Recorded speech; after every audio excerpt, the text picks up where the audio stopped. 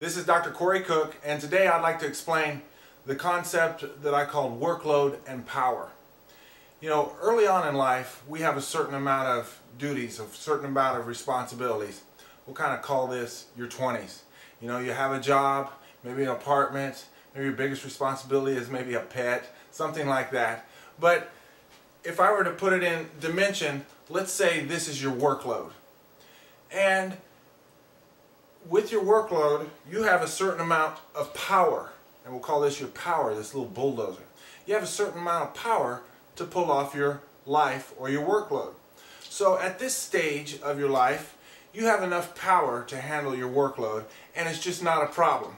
You can push your load around, and it's not even difficult on your power producer, your bulldozer. But over time, you become successful.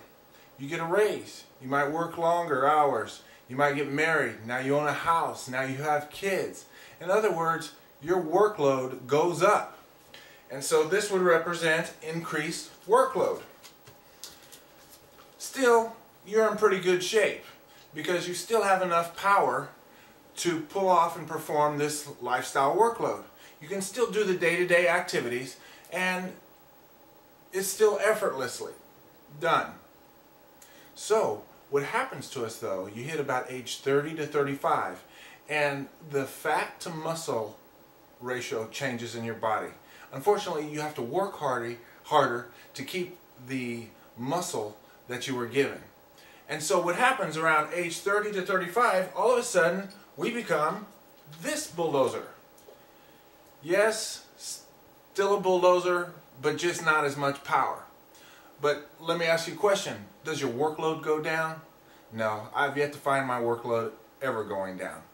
But at this stage, you can still get the job done. You can still push the load.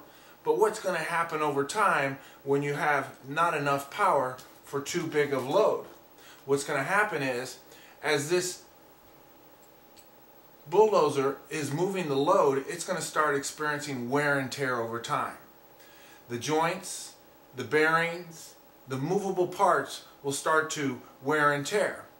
Now in our bodies, we call that wear and tear inflammation, tendinitis, bursitis, knots in our muscle systems.